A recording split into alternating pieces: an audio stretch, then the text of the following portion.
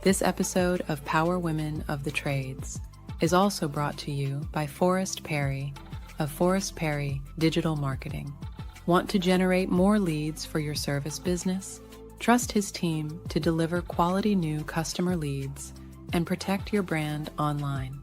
Check out perrymarketing.com today. Most businesses' online presence is boring, and by being boring, they're losing out on potential sales and customers. Being interesting and exciting is what draws customers in and gets them to buy from you. But it's hard to be interesting online when you're focused on running your business and taking care of your customers. It doesn't have to be this way. We have the key to unlocking the solution to your problem. Key Heart Marketing can help take your business from boring to brilliant on social media. We can vouch for them. They run our podcast socials. If you want to have a strong social media presence that allows customers to know, like, and trust you, connect with Key Heart Marketing at keyheartmarketing.com. Hey everyone, this is Eric Thomas with Rival Digital, and I am proud to announce that we are the newest sponsor for the Power Women of the Trades podcast. We've been a big fan and supporter of the show for years, and we are just very excited and very honored for the opportunity to now be one of the podcast sponsors. So make sure you check out their page and subscribe to the podcast and listen in on wherever you get your podcast episodes from. Rival Digital is a full-service premier digital marketing agency for the home services industry. We offer everything from website design, search engine optimization, online advertising, public relations, and more. If you're interested in learning more about the services we offer for contractors just like yourself, head on over to rivaldigital.com, and we look forward to chatting with you. Welcome to Power Women of the Trades podcast. This show is all about breaking barriers and changing the game. Our guests will feature some of today's most successful female entrepreneurs and other advocates of our industry as well. Because if there's one thing we know for sure, female-led entrepreneurship drives change on multiple levels. We want to empower women in the trade industry like you so you can maximize your potential, stay balanced, achieve long-term success, and claim ownership over your life. Let's get started.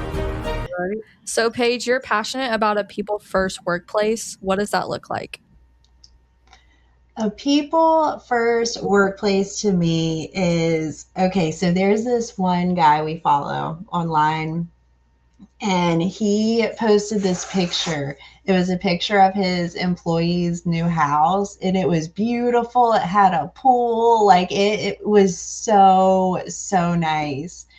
And as soon as I saw that picture of his first employee that he got 17 years ago, his house, all I can think about all the time is, oh my gosh, that's what I want for all of my people. Yeah. Like, I want them all to be able to grow and develop. And even like our operations coordinator, before she started with us, she was a stay-at-home mom. And all I could think is like, wow, if you can manage 2 young kids, you can hopefully manage me and Nate, which I don't know about.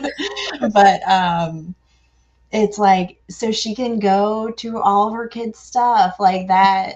All of those things are truly what is important to me. And really, that's where I get my value from, is seeing our employees be able to grow and develop into what they're doing and what they're learning and how far they've come. Like, that's where I get the joy out of the business for sure.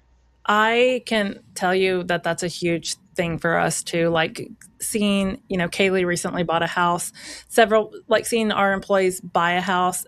We had someone one time tell us, and I've even said something about this before, but someone walked in for an interview one time and said, I know this will be a good place to work because everyone that works here drives a nice car.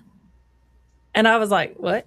And those are the things that we don't realize, but this job does provide that for them, right? And so being able to watch our team buy houses, go on vacations. We had a plumber recently. He went on like a 2-week vacation to Germany and other places in November. Also, by the way, I was like, when he got back, I was like, listen, who expected you to leave in November?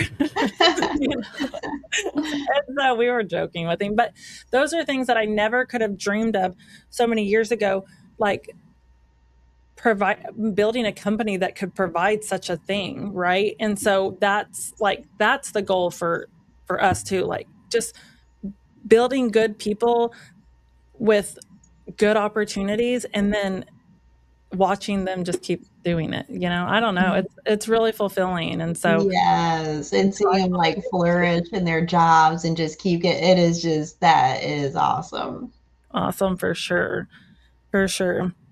So your husband, how is that? Like, I always hate that question when people ask me, but I like to ask it still. Do you guys like work together 24/7?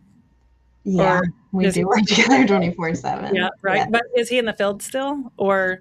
So he's in the field, but more so in a training role. We're really trying to grow and develop the team. So he will go on different jobs, but really he's there mostly to help the guys, to help them grow and get better.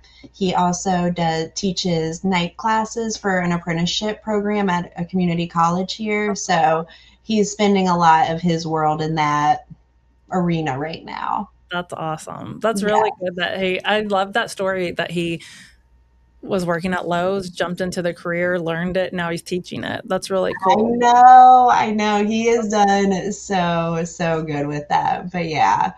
And so, go ahead. I'm sorry. So people always ask us, how do you balance working together all day, every day? That is still a work in progress. Really, it is really tricky. It really is a very fine balance, because it is easy to keep talking about work. It is easy to talk about what's going on in our employees' lives. Like, it really does become 24/7 sometimes. But I think the harder-ish part was before, when we were trying to figure all this out, like him trying to be like, okay, I really don't like doing all of that other stuff. Like, can you take on that aspect of it? But then us figuring out what that aspect is and not crossing over into each other's lanes all the time. And because there's just so much improvement to be done everywhere all the time, I think that sometimes it can get really easy to be so focused on the growth and development and what's wrong about everything, versus like, dang, look at how far we've come, where I think that has been a bigger challenge of celebrating the wins. And even sometimes I think like work-life balance is, I feel like I don't know, I could be wrong about all this, but not that I don't think there is such a thing, because there definitely needs to be boundaries around it, but like, this literally is our life. Right. No. I say that all the time. So I always say, my answer to that question always is, first of all, Oscar and I work together every day, but we do 2 different jobs. So even though our offices are next to each other, we might not talk all day, and then when we go home, if we both worked for 2 different employers, we would download what happened for the day to each other. Right. And so I feel like it's still fair to have the communication. And then sometimes you just read the room and you're like, we're done talking about this for the day. Yeah, this is a tomorrow problem. And that is, I think, a different part too, is it's easy. It was way easier when we were working for different people to be like, oh, blah, blah, blah happened at work, blah, blah, blah, But now it's like, it's easy to take it personally, because it's like, oh my gosh. Yep. Well, what if we didn't schedule that job? Or what if I didn't meet that person for a part, then it can be a little bit more personal than just the average, how is your day to day? Yeah. Celebrate the win. Were you going to say something about that? Yeah, that's one of our core values. And we always see our team hype each other up in the chat. It just gets a good vibe going. But Yes. what you were saying too on sometimes you forget to celebrate the win, we made that a core value because we've got to remember to celebrate the things that we're still accomplishing and not focus on the ones that are still needing to be tweaked. Yeah, exactly. And that has definitely been one of my bigger challenges for sure right there. So that'll be a good thing to add into things we do every day too. For Yes. sure. So you have a mascot named Bo. Can you tell us Yes. how Bo became the mascot for you guys? Yeah. So when we first started doing that subcontracting work, we lived way out in the country, and it was like a place where they would dump all these dogs off at. So we were always just having random dogs all the time. And Nate was working on the work truck to get ready, and Bo showed up and just rolled up like right on his chest while he was working on the truck. And so he has been kind of the symbolic start of the company for the most part of when he showed up in our lives. Oh, I that's so love that. sweet. We're big dog fans around here. Yes. So we have a dog mascot also, and they are here every day. We actually had to lock our front door at the office, and you have to buzz to get in. And then when Santa Maria talks to you outside, she'll say, "Okay, I'm going to let you in, but I have 2 dogs here," and they'll be right there. Yes. And so you just got to be okay with it or whatever. We tried to bring Bo to the office one time, and he's just a work from home kind of dog. He's like pacing up in the office like, I don't know about this work environment. Yeah. No, we know for sure. We have one dog at home that doesn't come, and when she comes here, she is anxious. Yes. She's barking, but the other 2 have been here since they were puppies, and so they just kind of don't know life. And when they're in trouble, and like sometimes one of them, Pookie, she'll get in trouble, and I make her stay home because she does this like literally she whines. She's a bulldog and she whines like that. And sometimes I'll be like, okay, you're gonna have to have a day at home, and she knows that that's her punishment. And so she's so good to come back. It's the craziest thing. She's so dramatic. But then The dog, not Cassie, the dog. The dog is very dramatic. For sure. Okay, so looking back, what's something you wish you would have known earlier as a business owner? Definitely get the best bookkeeper and accountant ASAP. Oh man, preach. Before we started podcasting today, this is what I've been doing today.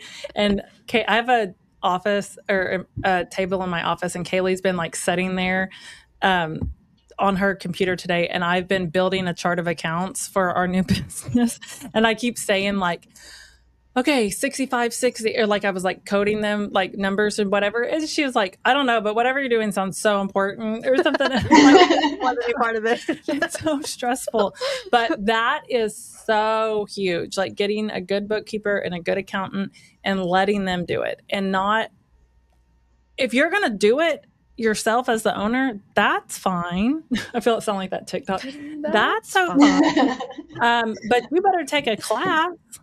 Right? Or you better start learning something, because I made that mistake. I was like, how hard is it going to be? Yeah, QuickBooks is nothing. Yeah, right. Yeah, it's a nightmare. QuickBooks now, though, it's funny because I signed into QuickBooks for this new company, and they have all this AI stuff, and there's so much that can just like almost do it for you. That It really has gotten way nicer, but like 8 years ago, it was still rough. Oh, for sure. That's what I'm saying. Like, and then one time I was like, can I just like cancel this account and start over? And my account just do a refresh on the last 4 years and just see how the IRS feels about that. But that would be super helpful. That would be so nice. That was a couple oopsie years. Yeah. Yep. And then on that same token, so our story with that is we had an accountant the first year, and then they were like, we were paying so much to them that I was like, what in the world? Well, come to find out, it was basically like some like probably private equity firm or something, and like I was getting nickel and dime for everything. Well, I didn't know any better. So that's when I was like, oh, I can just do this myself. So I made all kinds of errors in that time frame. So you just need to find someone or find, and especially in our industry now, there's so many partners that like this is their specialty, right? Like You can this make it is, so easy now. yes, for sure. So that's some really good advice. Partner with someone smarter than you in that area. Faux show. For sure. So what's next for sustainable plumbing? What is next for us? So, my big goal right now is I would really love to get to 10 out on the road. So, that is my immediate, thought process right now is how do we make that happen? But throughout all of this, a big thing it's funny because you really realize who you are in this because you get to experience so many different aspects of business and what you really thrive and enjoy in. And one for me has definitely been buying businesses. Like we've bought 2 other plumbing companies and I love all of it. I love the wheeling and dealing. I love the dance. Like that really, really excites me. So I could also see some more of that in my future. There's a little bit of like addiction in that, right? Like just Yes. like it really is. It's just like that's my vice, I guess. I don't know, but I like getting to buy a company or will and deal. I totally get that, and I it's kind of like love it. yeah, it gives like a new purpose for a little bit because sometimes can get like the same every day, So Exactly. that's really cool. Well, Paige, it was really nice to meet you and hear y'all's story. You guys have such a really incredible story, and Yes. I can't wait. Hopefully, let's schedule again this fall because I would love Yeah. to see how you guys grow in 2026. Oh, what if I had 10 people by the next time I saw you? That's my new life So goal. cool. You That are would going be to have so 10 people. fun. I believe it. I'm putting that. Let's manifest that now. You will have 10 people. Let's schedule for the fall and have that's awesome. Well, it was, like I said, so nice to meet you, and hopefully we can catch up sometime soon. Yes, thank you again. Have a great rest of your day. You Thanks, too. Paige. Bye. Thanks. Bye. This has been Power Women of the Trades. Like what you hear so far? Leave us a review in Apple and make sure to listen to our other episodes wherever you enjoy listening to your podcasts. Thanks for listening, and we'll catch you on the next one.